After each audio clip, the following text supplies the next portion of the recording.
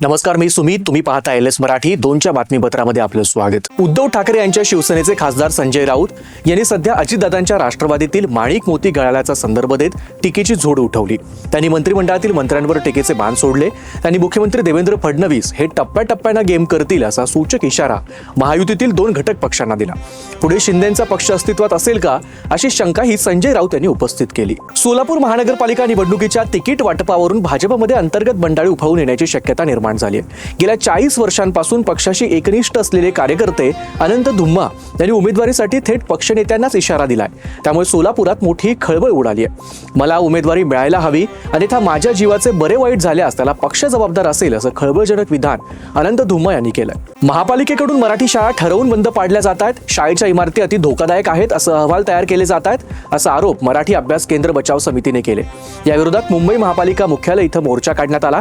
मोर्चासाठी आलेल्या कार्यकर्त्यांची पोलिसांकडून धरपकड करण्यात आली. नागपूर जिल्हा सत्र न्यायालय बॉम्बनं उडवण्याच्या धमकीचा मेल आल्याची माहिती समोर आली आहे. सुरक्षेच्या दृष्टीने खबरदारी म्हणून सत्र न्यायालय परिसरात पोलीस सुरक्षेत वाढ करण्यात आली आहे. बॉम्ब शोधक पथकाकडून न्यायालयात तपासणी केली असता अद्याप कोणतीही संशयास्पद वस्तू आढळून आलेली नाही. पुण्याच्या शिरूरमध्ये 1 जानेवारीला जयस्तंभ अभिवादन कार्यक्रम होणार आहे.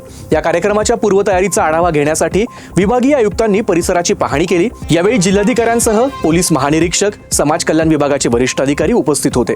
तसंच वाहनतळ, सुरक्षा, सुविधा याबाबत संबंधित अधिकाऱ्यांना यावेळी सूचना देण्यात आल्या. भंडाराच्या लाखांदूरमध्ये भरधाव पिकअप वाहन आणि दुचाकीचा भीषण अपघात झाला. या अपघातात दुचाकी स्वाराला गंभीर दुखापत होऊन अतिरक्तस्राव झाल्यानं त्याचा जागीच मृत्यू झाला.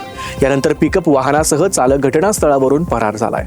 वाशिमच्या मालेगाव तालुक्यातील मुठ्ठा शेत शिवारात विहिरीचं खोदकाम सुरू असताना अचानक मातीचा वरचा भाग खचून भीषण दुर्घटना घडली.